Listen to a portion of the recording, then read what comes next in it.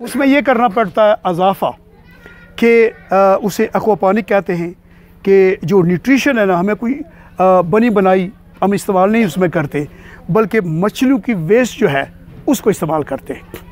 जो मछलियों को हम खुराक डालते हैं या वो जो गंदगी करती हैं, वो पानी में मिक्स होती है, उससे अच्छी न्यूट्रिशन और कोई नहीं है पौधों के लिए। तो उसका तरीक़ाकार ये है कि यहाँ हमने एक पानी का टैंक बनाया है स्टोरेज के लिए, हमने एक और टैंक बनाना है मछली पालने के लिए। तो अगर आप बड़ा बना लें तो मछली जब बड़ी होगी तो आप उसको खुराक भी बना सकते हैं, और जो जितना भी उसका वेस्ट है आप इस पानी के सर्कुलेशन में करेंगे, और उसका गंदा पानी आपके पौधे उनकी खुराक है ये साफ़ करके टैंक में डाल देंगे, और यही साफ़ पानी सर्कुलेट करके वापस उसमें टैंक में चला जाएगा। यानी कि सर्कुलेशन बिल्कुल वही है, सिर्फ एक न्यूट्रिशन हमने इजाफा किया है।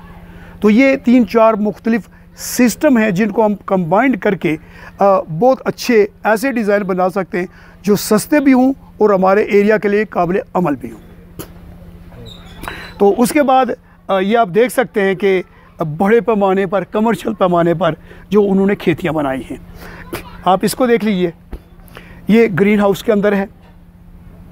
तो ग्रीन हाउस की जो पहला फ़ायदा है वो ये है कि जो कुदरती आफात होती है उससे ये हमें बचाता है। यानी कि तेज़ हवा से फूल नहीं झड़ते, तेज़ बारिश से हमारी फसल ज़ाया नहीं होती, सरलाबारी जो होती है उससे डैमेज से हम बच जाते हैं। तो यूँ हम 50% तो हमारी प्रोडक्शन वैसा ही ऊपर चली जाती है। एक तो टनल का ये फ़ायदा है। दूसरा, टनल के अंदर ये सारे का सारा जो सिस्टम जो आपको वाइट नज़र आ रहा है ये प्लास्टिक है, यही PVC का पाइप है, और वही जो सिस्टम है उसको एनलार्ज करके बड़ी सतह के ऊपर उन्होंने इस्तेमाल किया, और उसके ऊपर जनाब ये फसल जो है वो उगाई जा रही है। ठीक है, और ये फ्लैट सिस्टम है। अब जो जदीद है वो अब आसमान की तरफ जा रहे हैं क्योंकि उनके पास जगह कम है। तो आप इसको मेरा अगर लैपटॉप ऑन हो गया तो मैं उसको दिखाऊंगा कि ये आप कैसे जा रहे हैं। यहाँ से आप सीधे ऊपर भी इन पाइपों को ले जा सकते हैं और बहुत थोड़ी जगह पर बहुत ज़्यादा प्रोडक्शन आप ले सकते हैं। तो सिस्टम हमने यही रखना है। उससे आगे आप देखें ये उन्होंने ये जो फील्ड बनाई है ये क्यूकम्बर की फील्ड है, खीरा। तो इससे ये खीरे की टनों के हिसाब से प्रोडक्शन जो है ये ले रहे हैं। तो मेरे दोस्तों ये 3-4 जो हैं ये मुख्तलिफ सिस्टम जो थे, मैंने उस पर सरासरी जो है वो जायज़ा लिया। तो इन सब में जो है मिट्टी नाम की कोई चीज़ नहीं है। तो आपका ये जो इशू है कि हमारे पास ज़रख़ेज़ ज़मीन नहीं है, इस सिस्टम ने उस इशू को ख़त्म कर दिया। तो अब ज़रूरत इस बात की है कि अगर हम कम जगह पर ज़्यादा से ज़्यादा केमिकल से फ्री सब्ज़ियां अगर उगाना चाहते हैं तो हमारे पास सिस्टम मौजूद है। हम अगर उन्हें इस्तेमाल करें तो अपनी इस नस्ल को भी केमिकल से बचा सकते हैं, और आने वाली नस्लें जिनके कद इन बीमारियों की वजह से कम हो रहे हैं, और मूज़ी बीमारियां भी जनाब वो अपने अंदर पैदा कर रहे हैं, बल्कि अगली नस्ल को ट्रांसफ़र कर रहे हैं, हम उससे भी अपनी नस्ल को बचा सकते हैं ये तरीक़ाकार अडॉप्ट करके।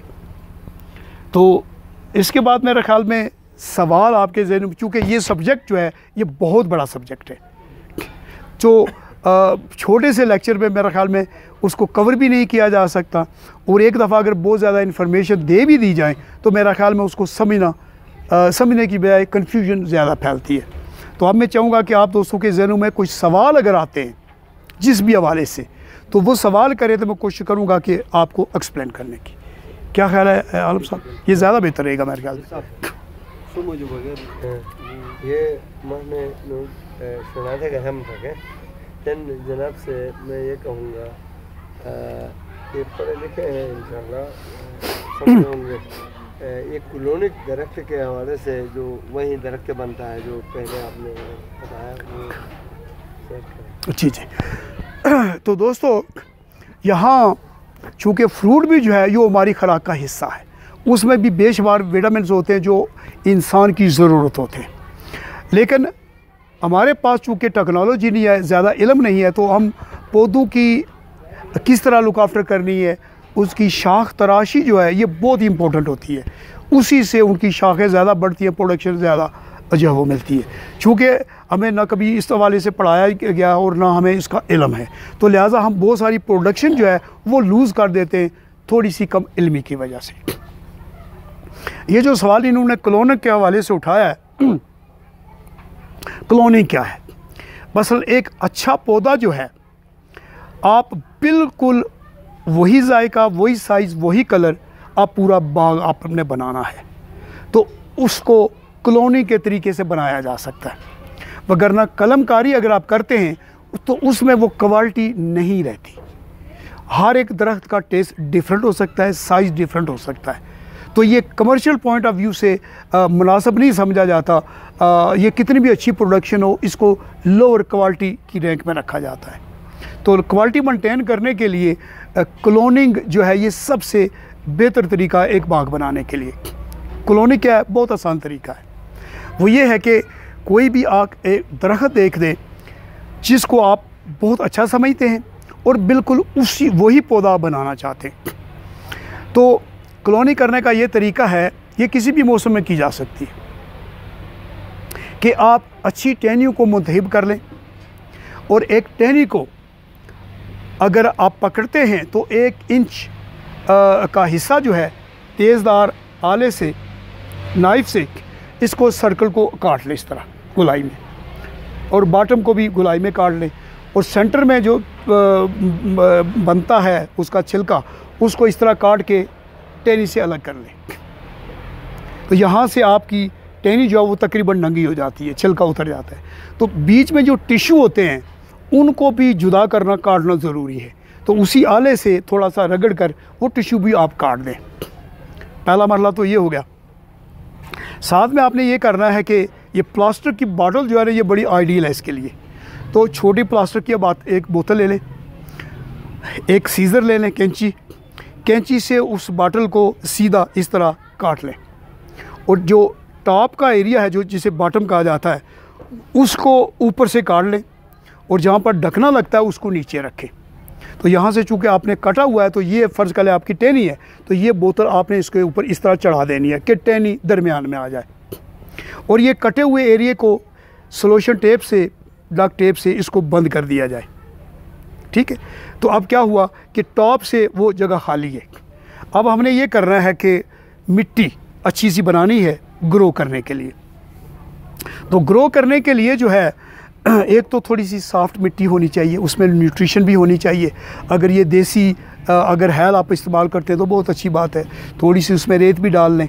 ये 2-3 चीज़ें मिक्स करके अगर यहाँ ग्रोटिंग पाउडर जो है वो मिल रहा है उसको ऐड कर लें। वो नहीं है, आप उसमें शहद भी इस्तेमाल कर सकते हैं। उसमें आप ये जो होता है एलोवेरा होता है, इसकी पेस्ट आप इस्तेमाल कर सकते हैं। दालचीनी है, इसका जो है वो पाउडर बना के थोड़ा सा डाल के इस्तेमाल कर सकते हैं। ये चीज़ें जो हैं ये हेल्प करेंगी, जो आपने उसको कट दिया है, ज़ख्म दिया है, उसको हील करने में, इसमें हीलर होता है। तो ये हेल्प भी करता है जड़ें बनाने में। तो ये मिट्टी जो है आपने उस बॉटल के अंदर जो है वो डाल देनी है, ऊपर से उसको थोड़ा पैक कर देना है, और उसके बाद आपने इसको रेगुलर पानी देना है। तो पानी चूँकि नीचे से भी काफ़ी गुंजाइश मौजूद है, एक्स्ट्रा पानी इसमें वैसा भी जमा नहीं होगा अगर आप बॉटल इस्तेमाल कर रहे हैं। तो बॉटल में आप पानी डालते रहें, तो कुछ पौधे जो हैं 1.5-2 हफ्ते में भी जड़ें निकल आती हैं, कुछ में 2 हफ्ते लगते हैं, कुछ में से ज़्यादा भी लगते हैं। तो लिहाजा आप इंतज़ार फरमाइए, पानी देते रहिए, और जब आपको क्लियर जो है वो प्लास्टिक में से जड़ें निकलती हुई नज़र आएँ, तो आपको पता चल जाएगा कि मेरा पौधा जो है वो तैयार हो गया। तो जब वो जड़ें बड़ी हो जाए, जहाँ से आपने वो कट लगाया था वहाँ से उसको काट दें। आप उसको गमले में लगाना चाहते हैं, मिट्टी तैयार करें, गमले में लगा दें। ज़मीन में लगाना चाहते हैं, उसके लिए मिट्टी तैयार के अच्छा सा गड़ा डालें, खाद वगैरह डाल के उसको आप डाल दें, और यूँ पूरी लाइन में ये कॉलोनी के पौधे आप लगाते जाएं। तो ये जब आपका पूरा खेत जो वो तैयार हो जाएगा, अगर अनार है तो एक ही तरह का होगा, बादाम है तो एक ही साइज़ का होगा, सेब है तो एक ही साइज़ का होगा, और यूँ ये कमर्शियल पॉइंट ऑफ व्यू से जो है आपकी जो है हाईएस्ट क्वालिटी आपको मिलेगी। तो ये तरीक़ाकार जो है ये क्लोनिंग से मेरे ख्याल में हासिल किया जा सकता है। बहुत अच्छा। तो इसके लिए और मज़ीद कोई क्वेश्चन?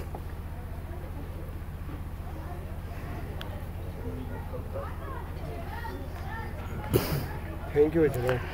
अब मेरा ख्याल में यहाँ आलू की बात करते थे, आलू में थोड़ा सा मैं उसको भी एक्सप्लेन कर दूं, चूँकि ये रवायती खेती बाड़ी है। तो असल में बहुत सारी चीज़ें हैं कि रवायती खेती बाड़ी में भी हम बहुत ज़्यादा प्रोडक्शन ले सकते हैं, बहुत ज़्यादा। आलू के हवाले से ये है कि हम इसको प्रोडक्शन इस तरीके से बढ़ा सकते हैं। आपको ये पता है कि आलू की जड़ों पर लगते हैं ये आलू, वो जो तना होता है उससे जड़ें निकलती हैं, और उसका तना जो होता है वो भी जड़ें छोड़ता है। तो ज़्यादा प्रोडक्शन लेने का तरीक़ाकार ये है कि आप ज़मीन की बजाय अगर आप इसको बैग्स के अंदर, प्लास्टिक बैग के अंदर मिट्टी डाल के उसको उगाएं तो आप बहुत ज़्यादा प्रोडक्शन ले सकते हैं। वाह। तो इसमें आपने करना ये है कि बैग बड़े लें, उसको फोल्ड करें, जैसे देखा ना करियाने की दुकान में वो बोरियों को फोल्ड किया होता है, इस तरह से उसको फोल्ड करें, नीचे ले जाएं।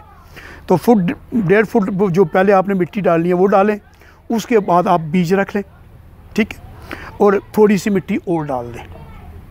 फिर आपने इंतज़ार करना है कि वो उगेगा। 6-7 इंच जब वो पौधा बन जाए आप मज़ीद मिट्टी ऐड कर दें, फिर इंतज़ार करें पौधे को और बढ़ने दें। तो जब पौधा और बढ़ेगा फिर और मिट्टी डाल दें, ठीक है। तो यहाँ तक कि आप बैग को आपने कंप्लीट कर लिया, तो इसका नतीजा जो है वो ये होगा कि पहली लेयर तो आपके बीज ने आपको प्रोडक्शन दे दी जो आपका राइट था। सेकंड, थर्ड और फोर्थ जो है प्रोडक्शन वो आपकी उस मेहनत ने दे दी जो आपने बाद में मिट्टी डाली, क्योंकि आपके मिट्टी डालने से उसके तने से और जड़ें निकलेंगी, उसमें और आलू लगेंगे। तो ये एक ही वक्त में, एक ही मेहनत में आप 4 गुना ही बनता है ज़्यादा, 4 गुना ज़्यादा या 5 गुना ज़्यादा प्रोडक्शन जो है ये हासिल कर सकते हैं। तो ये बड़ा सिंपल सा है। ये तो फिर मट्टी पाव वाली कहानी हो गई ना यहाँ। हाँ, ये इसमें मट्टी पानी है, बिल्कुल। हाँ, ये चूँकि रवायती तरीका है, ये मिट्टी पाओ और फसल उठाओ। आलू ना खाते हैं ना तो रेल बोरी रास्ते जिसमें मिलेगा तो मुझे ये आखिर खिरशु में चुप आलू बनने बोरी तक दिया आलू चन बन माशाल्लाह। तो और कोई जनाब सवाल आपके जहनों में रवायती तरीके से भी हो? बैठ जाए, थोड़ा बैठ जाए। शिन बना ना मैं देखो नहीं था मैं मसो आया क्या को आए आबिद साहब इधर आए। अब मैं वो जनाब की इजाज़त से वो कलाम आपने उधर कहा था इधर में। हाँ, सही है। हाँ, वो कहा। अब ये इनका जो है ना, ये पूरा कलाम जो है, ये अगर आप उसको ज़्यादा अगर लंबा ना रखें, ये जो खुद कफालत तक है ना, फूड तक या इसकी महरूमियत तक, वो सारा बयान कर लें। 4 मिनट का है, 4-5 मिनट तो ठीक है। तो ये इनका पूरा जो है वो करना है, बल्कि ऑडियंस का भी करना है।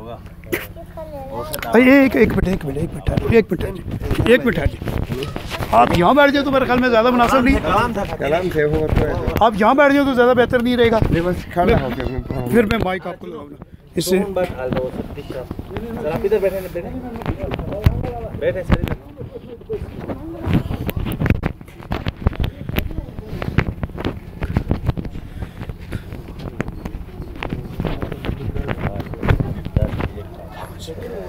बिस्मिल्लाहिर्रहमानिर्रहीम। हुवल्लज़ी बअस फ़िल उम्मीयीन रसूलन यतलू अलैहिम आयातिही व युज़क्कीहिम व युअल्लिमुहुमुल किताब वल हिकमा। तो ये अनबिया जो आए हैं इन्होंने हिकमत की तालीम भी दी है, तरबियत, तालीम, फिर हिकमत। तो इसका एक हिस्सा है जिन्होंने इधर आके हमें वल हिकमत की तालीम दी, ताकि हराम से बचें, हम कम ज़मीन से ज़्यादा खुराक पैदा करें, कम जगह से ज़्यादा, कम ज़मीन से ज़्यादा। तो ये जो हिकमत की तालीम दी ये पैगम्बराना है, खुदा इनको जज़ाए खैर दे। और उसके साथ उनकी फरमाइश पर मैंने कलाम मुरतब किया था जो आपके गोश गुजार कर रहा हूँ। तो इंसानियत के 2 ही दुश्मन हैं, कश्मीरियों के, गिलगितियों के, तमाम दुनिया के 7 अरब लोगों के 2 ही दुश्मन हैं, 7 अरब लोगों के 2 ही दुश्मन हैं, बाकी औलाद आदम भाईबंद हैं। अवल करप्शन, तुम टेररिज्म, इन्हीं की वजह से सब बदअमन हैं। ये एक दूसरे पे मरते हैं, सबक इबलीसियत का पढ़ते हैं, नफ़ा नुकसान उनके सांझे हैं, मकरों फ़रेब में मांझे हैं। कुरान आया है जिद्दत के लिए, अमन व इत्तेहाद की हिदायत के लिए, इजादात होते हैं सहूलत के लिए, मज़ाब इंसानियत से कुर्बत के लिए। लाख शेख मुल्ला बन के क्या करें हम, ड्रोन हमले हिफाजत के लिए। तुम जो साइंस के मुखालिफ हैं इसलिए गैर हम पे गालिब हैं। भूल बैठे हैं बू अली सीना की बातें, जाबिर बिन हयान की ज़रीन यादें। हिम्मत है तो पैदावार बढ़ाओ, अपनी धरती को गुलजार बनाओ। सबक खुद ही का उजागर करके, मेहनत करके खुद कफील हो जाओ। गंदुम कनाडा की खा रहे हैं, चीनी इंडिया से ला रहे हैं, अंगूर चीन की, तरबूजा अफ़गान से लाकर सबक फ़िरके के यहाँ पढ़ा रहे हैं। मज़हब के नाम तासुब पिलाकर हक़ को बातिल से मिला रहे हैं, झूठ को सच पे सजा रहे हैं, दूध में जहर हिलाहिल मिलाकर देश वालों को पिला रहे हैं। नतीजे में कुछ लागर हुए हैं, शक्ल इंसान के बंदर हुए हैं। रूहानी खुराक में मिलावट करके मज़हब इंसानियत के लिए शर हुए हैं। खुदा अगर हमको हिदायत दे तो, अमन व इत्तेहाद व जुरत दे तो, सबक खुद ही का हम पढ़ा सकते हैं, भाईचारे को बढ़ा सकते हैं। मसाला जात खुद तैयार करके मिलावट से जान छुड़ा सकते हैं। जाम जूस अंचार बनाकर ज़र कसीर हम बचा सकते हैं।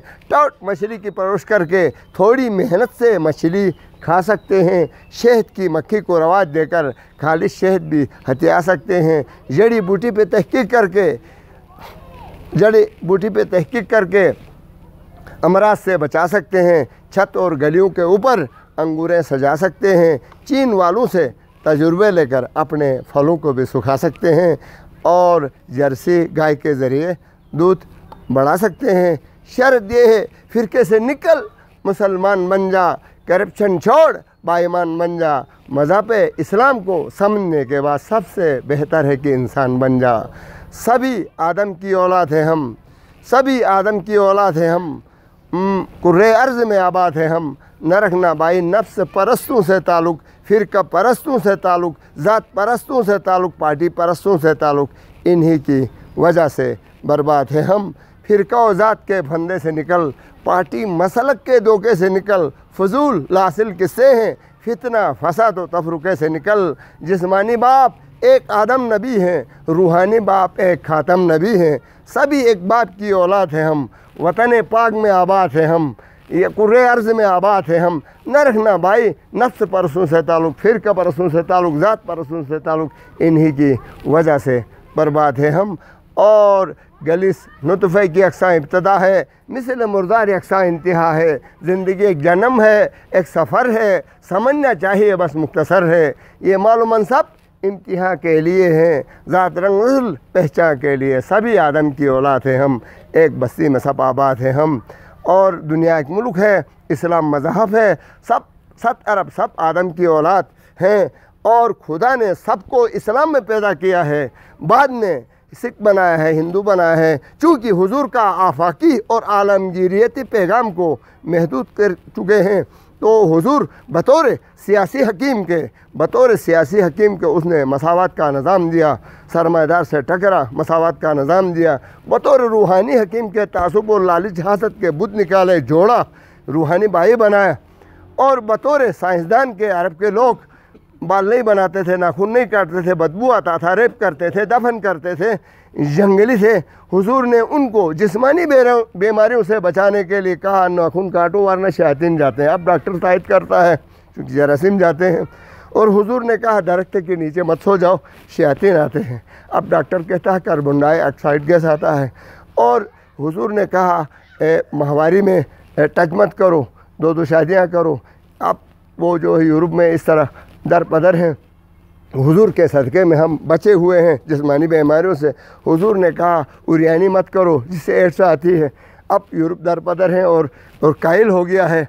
अब हमने हुजूर का आफाकी पैगाम, हुजूर का आलमगीरी पैगाम, इस्लाम की आलमगीरियत को उजागर करना है।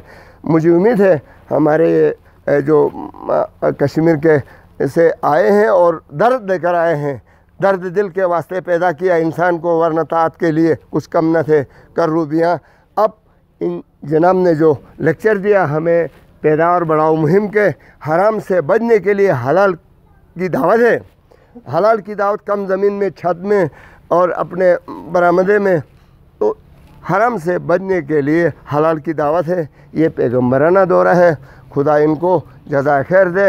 और हम एक बार फिर शुक्रिया अदा करते हैं कि हम अहले अनसकवार की तरफ से जनाब ने इधर आके अपनी दिमाग की दौलत, मतलब दिमाग की दौलत 2.5% होती है, तो फ़कीर लोग 17.5% देते हैं, 2.5% रखते हैं। हम मुसलमान लोग 2.5% देते हैं और 2.5% ज़कात।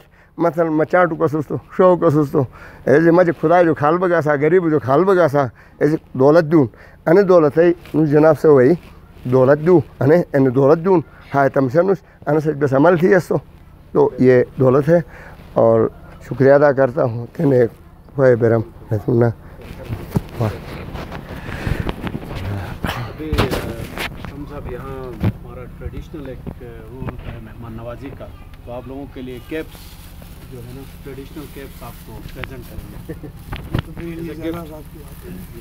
बल्कि इससे पहले भी मैं ये करता हूँ कि जहाँ कहीं भी मैं पॉलिटिकल पार्टीज़ में जाता हूँ, पॉलिटिकल जहाँ भी कोई बात होती है तो वहाँ मैं कोशिश करता हूँ कि मेरे पास मैं 3-4 मुख्तलिफ रंग की टोपियाँ लेके गया हूँ, तो मैं उन्हें गलगिती टोपी जानकारी इस्तेमाल करता हूँ, गलगित बल्तिस्तान को रिप्रेजेंट करता हूँ। तो मेरे अक्सर व्हाट्सएप दोस्तों ने ये कहा था कि भाई ये चित्राली टोपी है, गलगिती टोपी नहीं है।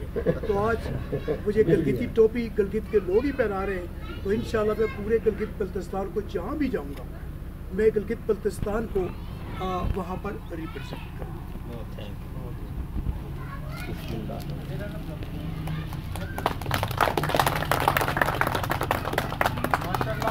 माशाल्लाह सर अच्छी भी लगती है सर, जचती भी है।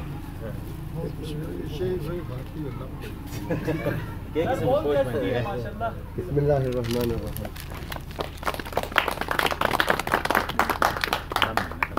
बहुत शुक्रिया।